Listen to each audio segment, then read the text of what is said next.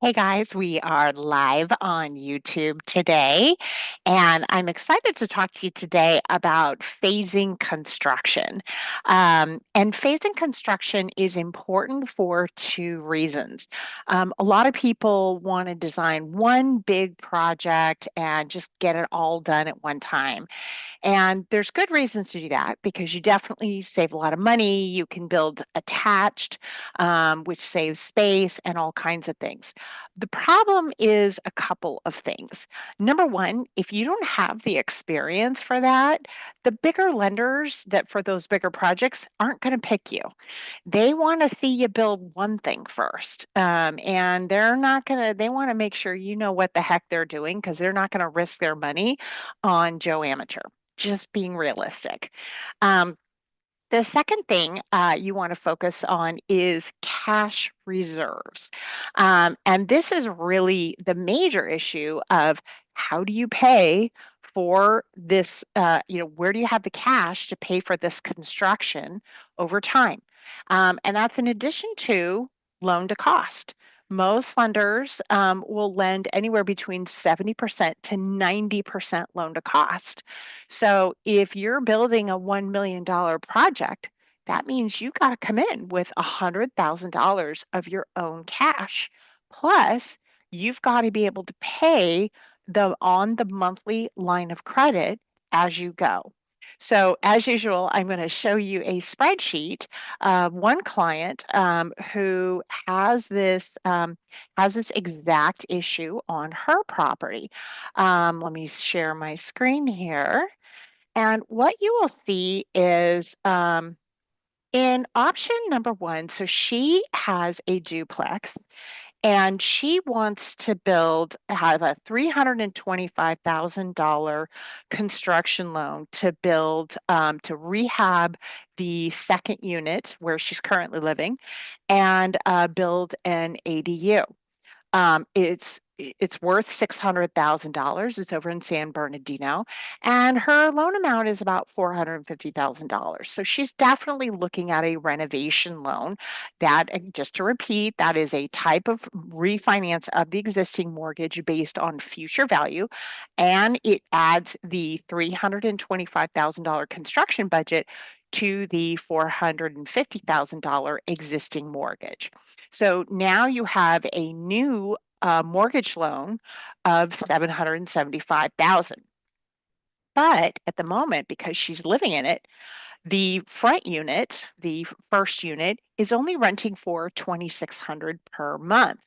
So, and at that rate, her monthly mortgage payment, when she goes into the renovation loan, she's got a monthly payment to make of $10,837 per month, and that is during the construction month. So let's assume that the construction is going to take 10 months. That total cash reserves that the bank is going to require her to have is 10 months times the 10,837. That's $108,000 extra cash reserves. So to do all of it at once, she would need to show us $208,000 cash reserves. Now, I don't know about you, but I don't have $208,000 lying around. If construction only goes to 6 months, she would still have to show $65,000 and $65,026 to prove that she's got the cash to be able to afford this monthly payment during the construction phase. Unlike construction loans, where you're paying a line of credit and only on what you use, and we'll show that in an example, the renovation refinances, you are paying on the entire mortgage. And a renovation refinance is for properties where there is already an existing unit. The construction is where you've got an empty lot. That's really the big difference there. So we looked at her, a backup alternative. Now it's a Fannie Mae loan, by the way. So we looked at, okay, well, what if you moved out and we did a construction bridge loan with hard money? And again, the good news on this one is it's more of a line of credit, but the rate is higher. It's interest only, and you only pay on what you use. But the monthly payment, it's 10.5% on the interest rate. And what we estimated is you're still probably going to need about $108,000 in cash reserves over that time. Plus, she would have to go live somewhere else. So, in order to get a construction bridge loan, because they don't predominantly lend on primary homes. And if they do, the rate's going to be more like 12.5%. So, that's not really going to work for her either. So finally, I said is, look, why don't we phase this? Why don't we rehab the second unit first? So let's get that rented. So the unit she's living in, she's $50,000 to rent. Well, we can do a $50,000 HELOC, get it rented, and now we're adding in $3,000 to the rental income. So now we have $5,600 a month in rental income, which is really going to help cover her costs during the construction phase. Now, she turns out can move in with her son over in Long Beach while construction's being done. So, phase number one is you get the HELOC done, rehab the second unit, and you get that sucker rented, so you got cash flow. Phase two is you do that renovation refinance, but now you're only building the ADU. And at that juncture, you may only need about 300,000, maybe even 250,000. But you've got rental income. You've got 5,600 in rental income. And then finally, you're going to do a rate and term refinance. So because we have that extra income and we're not doing as much all at one time, we only need cash reserves of an estimated 29,385. Well, that could be doable. Now, let's talk about where those cash reserves come from. Yes, savings is the obvious choice, but we can also reference cash reserves in a 401k. If we can take a loan out, we have to reference those terms and make sure you can, in fact, take a loan out on your 401k. We can also use gift cash reserves from the First National Bank of Family and mom and dad. So if dad has a hefty savings account, we can reference that as cash reserves. But even so, you still want to make sure you're not living on peanut butter and jelly during construction, or you are actually genuinely able. You're not just finessing the numbers, but you're not going to die or run out of money while you're, in construction. And that's important. Running out of money midway through construction is a disaster. So we want to make sure that this is legitimately, you've got this covered. Now, with the line of credit, which I want to show you next, as you know, a lot of people use our HELOCs to pay for construction. And I really like HELOCs to build ADUs if you have the equity, because again, it's a line of credit and you only pay on what you use. This spreadsheet gives an example at a rate of 7.1. And in the first example, so we're giving him a line of credit of about, I believe, $210,000, something like that.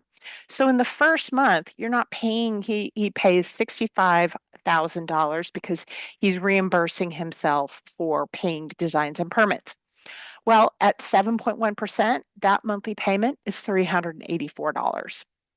Then the next month, let's say they order 150,000 in materials. Now they're only paying $887 per month. So as the money goes up each month, and actually I'm realizing this math isn't even accurate because it's not 210,000, it's much, much more. But you can work out the math so that you figure out, okay, at the end of the day, I need about 20,000 in cash reserves, right? Or in most cases, like a $200,000 HELOC to build a one-bedroom ADU, usually see about $6,000 needed to make sure you've got that monthly payment covered. So we again can use the same sources for cash reserves. Or you can, sweat it and eat peanut butter for the last couple months of construction. But another trick we use is, if we can, let's increase the HELOC loan amount by 6,000. And what you're going to do is you're going to take your HELOC. So let's say your budget's 200,000 and you're going to need 6,000 cash reserves. So now we're going to do a HELOC of a total amount of 206,000. You're going to use the 200,000 for just construction. And then as you have to make a monthly payment, you're going to take your HELOC checkbook. You're going to write yourself a check for the $384 you owe that month or whatever you owe that month. You're going to deposit it in your personal checking account, and then you're going to pay your HELOC bill. It's definitely robbing Peter to pay Paul, but if it can get you through, those months of construction without you having to eat peanut butter and sweat those payments, that might be worth financing. So, a lot of good tricks on phasing construction. There's no doubt in my mind that the construction is what we call stress equity, and those monthly payments are stressful. So we want to get ahead of that and plan out, hey, how are we going to cover this and still be able to maintain a reasonable lifestyle, not be sweating it, and so on. So those are some of the tricks we can do. There are other options. There's definitely loans out there, for example, that allow you to have no monthly payments during construction. Those are types of construction bridge loans. But guess what? The rate's higher, right? There's always trade-off. If there's a higher risk to the bank, there's a higher cost, or you're paying them some other way, like a prepayment penalty. And that might be okay. People look at rates and freak out. They look at prepayment penalties and freak out. But if the math works, and let's run the math before we panic, then let's see what makes sense. So that's why all of that is why you want to have these strategy calls up front and make sure that you have a serious plan. This is all free. And again, you can always book a call with us on our Calendly invite, which I'll put below.